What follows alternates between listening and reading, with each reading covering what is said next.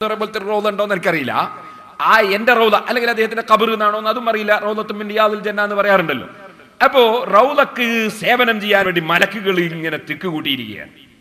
അപ്പൊ പിന്നെ ഈ ഇബ്രാഹിമിനെ എന്താണ് അങ്ങനെ മൂപ്പര് ഖലീഫയായിട്ട് തെരഞ്ഞെടുക്കാൻ, മുഖ്താറിനെ എന്തേ തെരഞ്ഞെടുക്കാത്തതെന്ന് കക്കാടിന്റെ ആളുകൾക്ക് ഒരു ചോദ്യം ഉണ്ടാവും.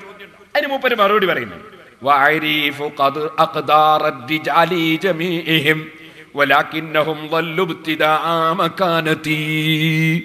ഓരോരുത്തർക്കും ഏത് സ്ഥാനം എത്ര കൊടുക്കണോന്നൊക്കെ അതൊക്കെ ശരിക്കും എനിക്കറിയും. അത് മനസ്സിലാക്കാൻ കഴിയാതെ എന്റെ സ്ഥാനം തുടങ്ങിയത് എവിടുന്നാന്ന് തിരിയാത്ത ആളുകൾ പഴച്ചു പോയതാണ്. അപ്പൊ കൊടുക്കേണ്ടത് ആർക്കാണ് എന്ന് ശരിക്കും എനിക്കറിയാന്ന് അയാൾ പറയും. എന്നിട്ട് വീണ്ടും അദ്ദേഹം പറഞ്ഞു,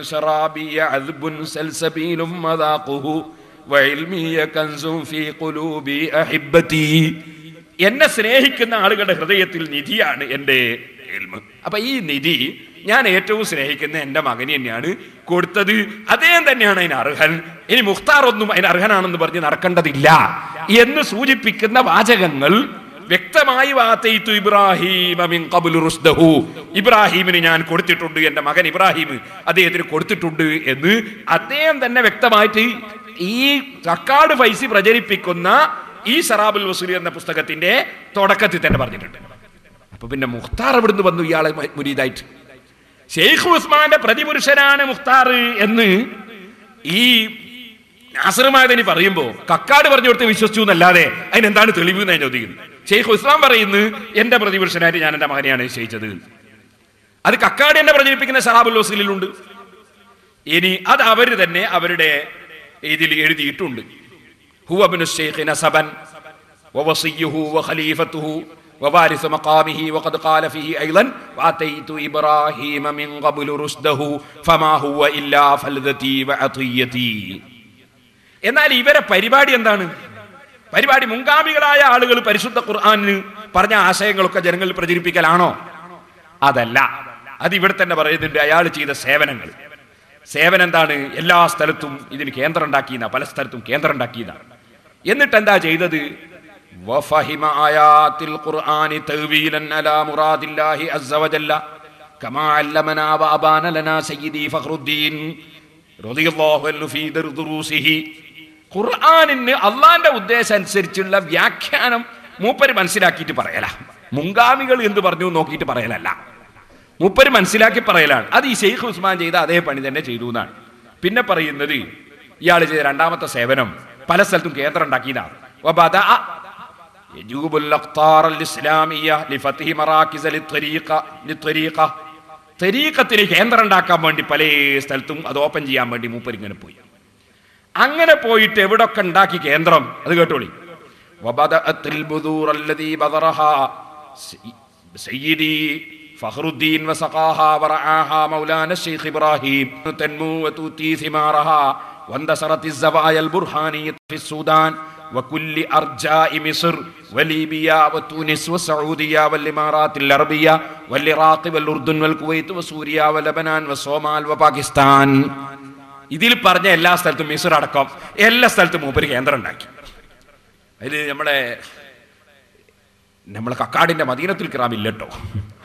കാരണം അതിൽപ്പെട്ടല്ല, ഈ ഷെയ്ഖ് ഉസ്മാന്റെ അതിൽപ്പെട്ടല്ല എന്ന് മാത്രമല്ല. ഇനി ഈജിപ്തിൽ ഉണ്ടാക്കി എന്ന് പറഞ്ഞ ഒരു മുഖ്താറിന്റെ കേന്ദ്രം ഉണ്ടോ? അതാണ് ഇനി ഞാൻ നിങ്ങൾക്ക് കാണിക്കാൻ പോകുന്നത്. നോക്കിക്കോളൂ. ആലമുൽ ബുർഹാനിയ, ബുർഹാനികളുടെ ലോകം. ആ ആലമുൽ ബുർഹാനിയയില് തരീഖത്തുൽ ബുർഹാനിയ ഫി ആഫ്രിക്ക ഓരോ ഭൂഖണ്ഡത്തിലും പറയുന്നുണ്ട്. ആഫ്രിക്കൻ ഭൂഖണ്ഡത്തിൽ എവിടെയൊക്കെ ഉള്ളത്? ഒന്ന് തൂജദു തരീഖത്തുൽ ബുർഹാനിയത്തു ഫീ കുല്ലി ദിബലിൻ ശിമാലി ആഫ്രിക്ക എന്ന് പറഞ്ഞിട്ട് പറയാണ്. എല്ലാ സ്ഥലത്തും ആഫ്രിക്കൻ കൺട്രിയിലും അതുണ്ട് എന്ന് പറഞ്ഞതിന് ശേഷം പറയുന്നു, കേട്ടോളി, അവിടെ എവിടെയാ ബന്ധപ്പെട്ടത്? ഈ ഷെയ്ഖ് മുഖ്താറിന്റെ കേന്ദ്രത്തിൽ ബന്ധപ്പെട്ടാൽ ബുർഹാനി തരീഖത്ത് കിട്ടുമോ? അല്ലെ ഉസ്മാന്റെ തരീഖത്ത് കിട്ടുമോ? നോക്കിക്കോളി. ഹവാത്തിഹു അവാനിനുൽ ഇത്തിസാലി ഫിൽ ആഫ്രിക്ക. ആഫ്രിക്കയിൽ നിങ്ങൾ ബന്ധപ്പെട്ട സ്ഥലങ്ങളും അതിന്റെ ഫോൺ നമ്പറും. മിസ്റിൽ മുഹമ്മദ് അൽ ബൈസി, മുഹമ്മദ് അൽ ബൈസിയാണ്. അത് മുഹമ്മദ് ഫൈസി അല്ല കേട്ടോ, അത് ഈജിപ്തുകാരനായ ഒരാളാണ്. മുഹമ്മദ് അൽ ബൈസി. അയാളുടെ ഫോൺ നമ്പറാണ് നിങ്ങൾ ആ എഴുതി കാണുന്നത്. അതിൽ വിളിച്ചാൽ അയാൾ കിട്ടും. പിന്നെ ആരാളുള്ളത്? മിസ്റിൽ ഇബ്രാഹിം സലാമത്തുൽ മിസ്രി, അയാളുടെ ഫോൺ നമ്പറാണ്. പിന്നെ മൊബൈൽ അടക്കം ഫോൺ നമ്പറാണ് പിന്നെ നിങ്ങൾ എഴുതി കാണുന്നത്. പിന്നെ ഉള്ളത് ലിബിയയിലാണ്, പിന്നെ തൂനിസിൽ, ജസായിരിൽ, മഗ്രിബിൽ. അപ്പൊ നിങ്ങൾ മനസ്സിലാക്കണം, ഈ ഉസ്മാന്റെ പ്രതിപുരുഷനാണ് മുഖ്താർ എന്ന് കക്കാട് മുഹമ്മദ് ഫൈസി പറഞ്ഞു കൊടുത്ത് അങ്ങനെ തന്നെ പറഞ്ഞു എന്നല്ലാതെ നമ്മുടെ മഅദനി സാഹിബ് അദ്ദേഹം അതിനെക്കുറിച്ച് പഠിച്ചില്ല. അതേ സമയത്ത് അവര് ബുർഹാനിയുടെ ഈ മുഹമ്മദ് അബ്ദു ബുർഹാനിയുടെ ആളുകൾ പ്രസിദ്ധീകരിക്കുന്നത് നോക്കിയിട്ടാണ് ഞാൻ വായിക്കുന്നത്. അതിൽ മിസ്റിൽ മുഖ്താറിന്റെ അഡ്രസ്സ് കാണുന്നില്ല, കാണുന്ന അഡ്രസ്സ് വേറെ ആളുകളുടേതാണ്.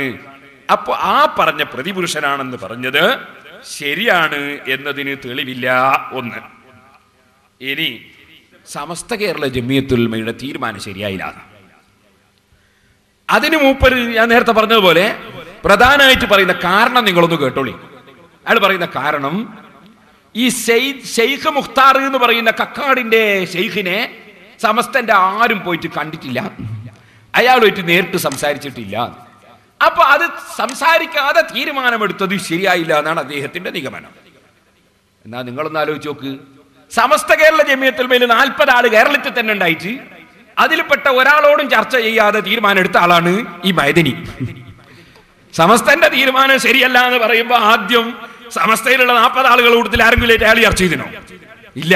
ജയിലിന്റെ ഉള്ളിൽ നിന്ന് തീരുമാനം എടുത്ത ആളാണ് അയാളാ പറയുന്നത് ഈജിപ്തിൽ പോയിട്ട് നമ്മൾ ചർച്ച ചെയ്തില്ല എന്റെ തീരുമാനം എടുത്തു കളഞ്ഞു. അതെന്തൊരു വൈരുദ്ധ്യമായി പോയി അദ്ദേഹം പറഞ്ഞത്. അതൊന്ന് കേട്ടോളി. അഖീദയിൽ എന്തെങ്കിലും പ്രശ്നമുണ്ടെന്ന് പറഞ്ഞ് ഇത് ചെയ്യേണ്ട കാര്യമില്ല. അങ്ങനത്തെ യാതൊരു പ്രശ്നങ്ങളും അഖീദയ്ക്ക് നിരക്കാത്ത, അഹ്ലുസുന്നത്തി വൽ ജമാഅത്തിന്റെ ആശയത്തിന് നിരക്കാത്ത ഒരു പ്രശ്നങ്ങളും ഇല്ല. ഞാൻ അപ്പോഴും ചോദിക്കുന്ന, ഇത്രയൊക്കെ ഉള്ളപ്പോഴേ എത്രയോ പതിറ്റാണ്ടുകളായി എപി ഉസ്താദിന്റെ കൂടെ നിന്ന, SYS സജീവമായി നിന്ന, അഹ്ലുസുന്നത്ത് വൽ ജമാഅത്തിന്റെ പേരിൽ സംഘടിപ്പിക്കപ്പെട്ട എത്രയോ സമ്മേളനങ്ങളിൽ ഗംഭീരമായി പ്രസംഗിച്ച മഹാനായ ഖലീൽ ബുഖാരി തങ്ങളുടെ സ്ഥാപനത്തിലെ 27 രാവിന്റെ പരിപാടിയിൽ സ്വലാത്ത് മജ്ലിസിൽ എത്രയോ ഗംഭീരമായി റസൂലുള്ളാഹി സ്വല്ലല്ലാഹു അലൈഹി വസല്ലം തങ്ങളെ കുറിച്ച് പുകഴ്ത്തി പ്രസംഗിച്ച, ഇതൊക്കെ ചെയ്ത കക്കാട് ഉസ്താദെ, നിങ്ങളെ എന്താണ് പിന്നീട് കൈവെടിഞ്ഞത്? നിങ്ങളല്ലെങ്കിൽ അവിടെ നിന്ന് വിട്ടുപോകുന്നത് എന്തുകൊണ്ടാണ്? അതിന് മറുപടിയായിട്ട് 4 ബഹുമാന്യരായ പണ്ഡിതന്മാർ ഈ ത്വരീഖത്തിനെ കുറിച്ച് പഠിച്ചപ്പോൾ അതിനകത്ത് കുഴപ്പമുണ്ട് എന്ന് കണ്ടതിനാലാണല്ലോ നിങ്ങൾ വിട്ടുപോകേണ്ടി വന്നത്, അല്ലെങ്കിൽ നിങ്ങളെ വിട്ടുകളഞ്ഞത്. ഈ ഒരു സാഹചര്യം ഉണ്ടായെന്ന് ചോദിച്ചപ്പോൾ അദ്ദേഹം എന്നോട് ആണയിട്ട് പറയുന്നു, ഈ 4 പണ്ഡിതന്മാരിൽ ഒരാൾ പോലും ഷെയ്ഖ് മുഖ്താറുമായി കണ്ടിട്ടില്ല, ഷെയ്ഖ് മുഖ്താർ റളിയല്ലാഹു അൻഹുവുമായി സംസാരിച്ചിട്ടില്ല. അതല്ല ഒരാഖ്യാണ്. 4 പേർ നിയോഗിച്ചവരാണ്, അവരെങ്കിലും കാണേണ്ടതാണ്. അവരിൽ ഒരാൾ പോലും കണ്ടിട്ടില്ല. ബഹുമാന്യനായ എപി ഉസ്താദ് അവസാന സമയങ്ങളിൽ പോലും പറഞ്ഞിട്ടുള്ളത്, ഞാൻ പറയുന്നതിൽ എന്തെങ്കിലും ഒരു ദുരുദ്ദേശത്തോടെ പറയുന്ന കാര്യമല്ല, അവസാന സമയങ്ങളിൽ പോലും കക്കാട് ഉസ്താദിനോട് പറഞ്ഞിട്ടുള്ളത്, കക്കാടെ, നിങ്ങൾ നിങ്ങളുടെ ത്വരീഖത്തിനെയും ഷെയ്ഖിനെയും കൊണ്ട് നടക്കുന്നതിൽ എനിക്ക് എതിർപ്പില്ല.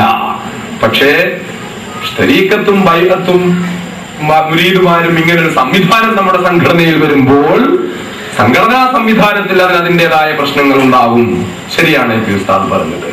സംഘടനയെ കുറിച്ച് കുറച്ചൊക്കെ ബോധ്യമുള്ള ഒരാളാണ് ഞാൻ.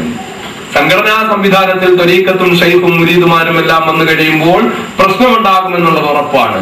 SYS എന്ന സംഘടനയെ, അല്ലെങ്കിൽ സമസ്ത എന്ന സംഘടനയെ ജീവൻ കൊടുത്തും രക്തം കൊടുത്തും വളർത്തിക്കൊണ്ടുവരുന്ന എപി ഉസ്താദിനെ സംബന്ധിച്ചിടത്തോളം അതിനകത്ത് ത്വരീഖത്തും ബൈഅത്തും ഒക്കെ വന്നു കഴിയുമ്പോൾ അതിൻ്റെതായ ബുദ്ധിമുട്ടുകൾ ഉണ്ടാകുമെന്നുള്ളത് ശരിയാണ്.